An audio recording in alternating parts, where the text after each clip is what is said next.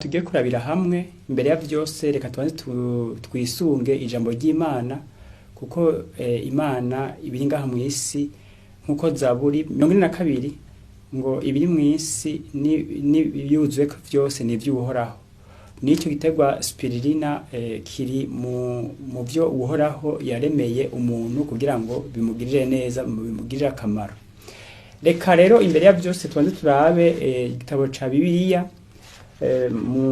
mu gitabo ca Matayo 10 umurongo w'indwi n'umunani haravuga ngo uko mugenda kose mwigishe muti ubwami bwo mwijuru buri hafi. Umurongo w'umunani mukize abarwaye, muzura abapfuye, mukize abanyamibembe, musenda abadayimoni, mubiherewe ubusa, mubitangire ubundi. Niryo jambo ry'Imana dutanguriyeko kugira ngo ikiganiro cacu kiryohe kandi kimererwe neza. No kuvuga ngo ubu n'ubutumwa Yesu yatanze ku bantu bariko barakora iwacu kuvuga ubutumwa ariko batirengagije n'ishami ry'amagara meza. Naje tumavuze ngo uko mugenda kose mwigishe, tugende twigisha ku bwami bw'ijuru buri hafi. Ariko iyo tugiye kwigisha tugenda duhura n'abantu bafise ibibazo vy'amagara y'ubuzima, kandi nta kuntu woshobora kubwira ubutumwa bwiza umuntu ariko araribwa canke umuntu ariko agwaye ugucibwamwo ntabyo yumva. Ahubwo ikintu ca mbere umuntu abanza kumugirira ubanza kumupfupariza, kumufasha kugira ngo ico kintu catuma tumva cyamumerera nabi mu mubiri ukabanza kukimukiza, hanyuma ukabona kumubwira ubutumwa, niho umubwira akavyumva. Ni ukuvuga ngo ivyo tugenda dukora byose tubikorera Imana, tubikorera bagenzi bacu kugira ngo bamererwe neza, duteza kubikorera ubusa kuko n'Imana yabiduhereye ubusa. Ntidushobora kuja kubikisha amahera canke kubibwira umuntu ucumusaba amafaranga aho wowe uriko urakora ibinyuranyije n'ijambo ry'Imana. Ivyo turabibona kandi uko n'umwami wacu Yesu Kristo yagenda ari vyakora, aho yagenda yigisha abantu. Muri Matayo 4:23 haravuga ngo Yesu agenda i Galilaya hose yigisha mu masinagogi yabo, ababwira ubutumwa bwiza bw'ubwami, akiza indwara n'ubumuga vy'uburyo bwose mu bantu. Murumva ko iyo tuko turakora iki gikorwa tutaba tuko turagikora cyo twitumye. Ni ukuvuga ngo iyo twemeye ko turi intumwa za Kristo, icyo gikorwa tuza kugikora. Naje gituma ngo ubutumwa bukwiye ntibuzokugira bwirengagiza amagara meza. No kuvuga ngo ubutumwa bwiza bugenda buherekejwe n'amagara meza. No kuvuga ngo iyo umuntu afise amagara meza ubutumwa bwiza bushobora bwiza. Ngo ariko abantu bitwareka ubutumwa bwiza mbwa bakura kwishami ry'amagara meza, aho bariko barigisha igice, bariko barigisha ivy'umwami Yesu atakoze. Ariko mwumvise ko ngaha naho muri Bibiliya muri Matayo 4:23 ngo Yesu yagenda i Galilaya ngo yigisha ubutumwa bwiza, ngo avura indwara zo mu buryo bwose. Ni nayo ntumbero y'iki kiganiro umuntu muzima. Tugiye turabire hamwe rero, tugiye kurabira hamwe igitegwa citwa Spirulina. Ico gitegwa ra Spirulina nkuko tugiye kubirabira hamwe ni gitegwa kiba mu mazi, arivyo bita muri mu gifaransa ngo ce sont des algues. Ce sont des algues. Bamwe rero bavuga yuko Spirulina ari igitegwa vegetale, abana bavuga ngo ni bagiteri. Bavuga ngo n'utuntu duhinga ngo ni bagiteri aquatique. Ariko rero ugiye kuraba umugabane munini ico gitegwa aho kiba mu mazi kiba kimeze nk'igitegwa ko gifise ibiranga igitegwa, gifise ibara ry'urwatsi rutoto, kikaba mu mazi, kikarandarara mu mazi, hanyuma kikakenera nkuko ibitegwa ivyo bikeneye, niko nako kibaho. Hanyuma kiba mu biyaga by'ahantu hashushe aho bita region tropicale. Rero igitegwa cacu Spirulina tugiye kurabira hamwe. Spirulina ni kimwe mu bitegwa biba mu mazi bisa n'urubobi vyitwa algae nkuko meje kubibabwira. Vyatanguye gukoreshwa mu buryo bwo kubifungura, no kuvuga haciye imyaka 3000. Murumva yuko igihe ari kinini ya cane. Hanyuma ikintu tutokwirengagiza nuko tuzi yuko isi yacu imaze imyaka 6,000 n'imyaka mike irengako iremwe. Murumva yuko isi yacu imaze igihe kinini iremwe. Hama mukaba mwumvise nico giterwa spirulina kiba mu mazi, si giterwa atera ku isi, ni giterwa kiba mu mazi.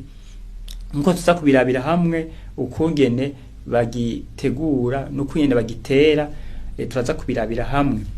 Ico giterwa rero reka turabe ivyo dushobora gukuramwo nka vyankenerwa iyo tugifunguye canke iyo tugikoresheje.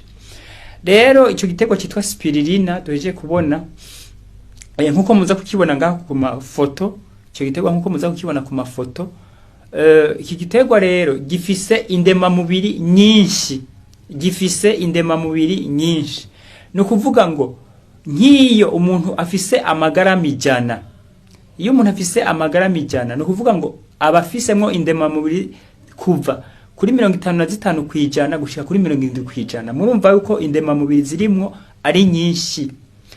Gifise ama antioxida ku rwego rwo hejuru akingira umubiri, gufasha umubiri kugira ngo ntusaze kare canke kugwanya ibintu by'ibivunjivunji ari byo bita les radicaux libres, ibintu by'ibivunjivunji biva mu mbyuka bibi, biva mu mfungurwa zigiye canke mu bintu byaciye ku muriro bikamara umwanya munini, canke ibintu bya impwemu mbi zaciye zo mahinguriro. Ukuvuga ngo muri ibyo bintu byose mpeje kubabwira havamwe ibintu bita radicaux libres, n'ibivunjivunji. Ivyo iyo bimaze kwinjira mu mubiri bishobora gutuma umubiri usaza kare, imbura gihe, cyane bigatuma umubiri umuntu agwara ibintu, ingwara z'ivyaduka nk'izi ngwara zo guhema nabi, ingwara zo kononekara ku rukoba, ingwara zo kugira ibintu by'ibivyimba. No kuvuga ngo izo zose ngo ni ibintu bita ngo les radicaux libres, kuko ngo iyo maze gushika mu mubiri w'umuntu bitera ingwara nyinshi cyane, izi ngwara zibangamiye abantu. No kuvuga rero igifungurwa spirulina kirimwo ama antioxida ashobora gusohora, ashaka gushaka kubuza ayo radicaux libres kugicagize umubiri w'umuntu. Si ivyo byonyene, no kuvuga ngo ifasha abarwaye ba diabete gukira. No kuvuga iyo umuntu afise ikibazo cha diabete akayihereza baramaze kuyitegura, iragenda igafasha ikibazo cha diabete kigahera. Ikindi igabanya ikinure kibi, cyo bita ikinure cyitwa cholesterol LDL. Icyo kinure kimaze gushika mu mubiri gikwega ingaruka nyinshi ku magara y'umuntu, umuntu akamererwa nabi. No kuvuga rero ngo wihereje iyo spirulina, no kuvuga iragenda ikirukana mu maraso canke mu mitsi, ikirukana icyo kinure kibi gishobora gutuma amagara y'umuntu amererwa nabi. Gifise byangombwa byose, ni imfungurwa yikwije. No kuvuga iyo umuntu agifungura naho abafungura ibyo kurya bidashitse agafungura akazararenza ko spirulina, no kuvuga ngo abafunguye imfungurwa yikwije, umubiri we gumerewe neza. Iki giterwa cyacu spirulina gifise ama vitamine menshi. Twubabwira nk'ama vitamine, hariho vitamine A, hariho vitamine C, ariyo C, hariho vitamine yo mu rwego rwa B ya mbere, hariho vitamine yo mu rwego rwa B ya kabiri, hariho vitamine yo mu rwego rwa B ya gatatu, harimo cuivre, harimo magnesium, harimo zinc, harimo phosphore n'izindi. Ni ukuvuga ngo iki giterwa ni igiterwa cyiza cyane Imana yatanze kugira ngo umuntu acihereje izo ama vitamine yose ayaronke. No bahankarorero nka vitamine yo mu bwoko rwa A na C, ni vitamine ifise mu mubiri yirukana indwara ya kanseri. Vitamine yo mu bwoko rwa B mu bwoko rwa B complex, ni kuvuga ngo nayo ifasha ubwonko gukora neza, igafasha n'uruti rw'umugongo ndetse n'umutima ikawufasha gukora neza. Nico kimwe na cuivre ikomeza imitsi, igakomeza amagufa, igakomeza n'imishatsi. Magnesium ituma umutima utera neza, igatuma umutima umera neza utanakuda kugwara. Na phosphore ikomeza amagufa, igakomeza umutima, igakomeza imitsi.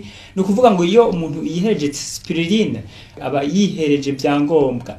Ifasha abafise ibiro bidakwiye kugira ngo bashe kugira ibiro, kandi igafasha umuntu afise ibiro birenze iyo yihereje biragenda bikagabanuka akagira ibiro bikwiye. Ikindi ivura kumva ufise ububabare bwo mu mazuru. Iyo umuntu yumva afise ububabare bwo mu mazuru kuvuga icyo bita ngo inflammation yo mu mazuru, iyo umuntu ayihereza bigenda byo kubabara mu mazuru akaguma yivyiringira ayihereza biragenda bigakira. Ivyo navyo byita ngo rhinite nasale, ivyo biragenda bigakira. Ikindi nobabwira muri aka kanya nuko ni inkuru nziza ku bavyeyi bafise abana bazingamye canke bafise abana bafise ikibazo byo gufungura, kuko iyi spirulina y'umuntu ayihereje iratuma umuntu agira akayabagu. Ku bana bazingamye nabo bazingamye bikanko bazinguruka, bikanko bagendagenda, bikanko bahaguruka, bikanko bavura. Ni kuvuga ngo iyi spirulina uyifashe ukazuraho uwo mwana uravanga n'ubuyi cyangwa ukavanga n'akandi kantu kakanyobwa ari mu mazi ukashyira koga mu mazi, hanyuma ugaha uwo mwana akayihereza, spirulina iragenda igafasha uwo mwana akazingamuka, agahaguruka, umwana akaba muzima, akagendagenda neza. Ikindi irahagarika umurindi munini w'amaraso canke ikagabanya umurindi munini w'amaraso canke igatuma umuntu agira gutera kw'amaraso gukwiye. Umva ihagarika hypertension canke ikagira na hypotension, zose bihagarika.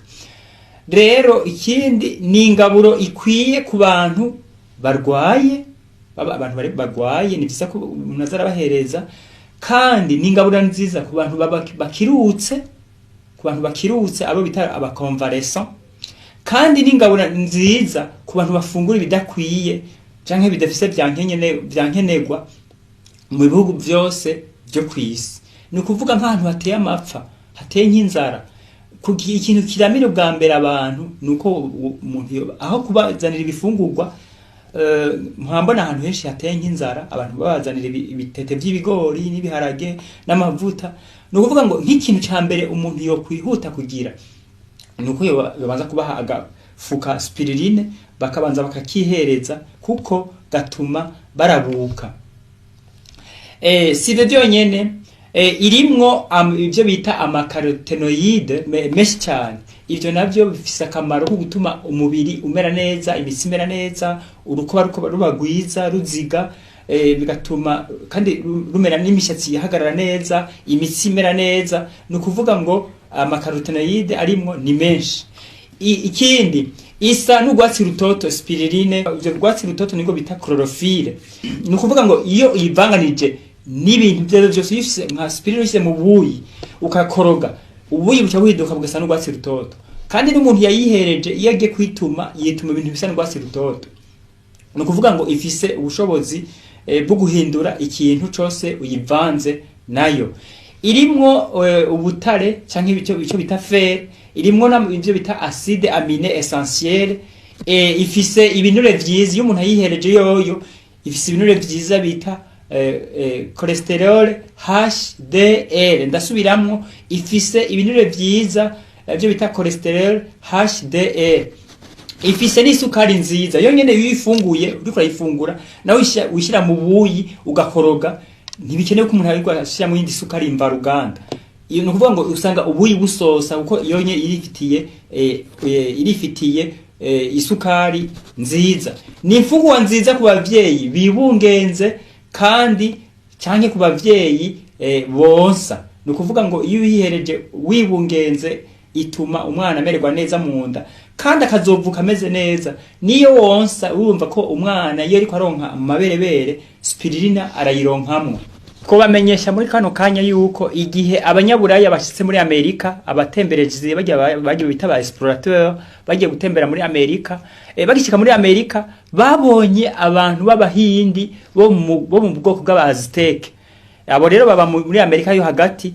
Abo rero ngo babonye bariko bararoba ibintu mu mazi byitwa spirulina, hanyuma babona mu biyaga kuko Mexique iri muri wa mugabane babwira wo muri region tropicale ahantu hashushe.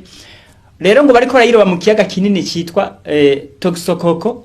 Ico kiyaga naco ngo kiri mu gihugu ca Mexique, kiri hafi y'umugwa mukuru wa Mexico. Hanyuma babona baravyihereza bakabona bamerewe neza. nabo baca batangura gutangura kugira kubikoresha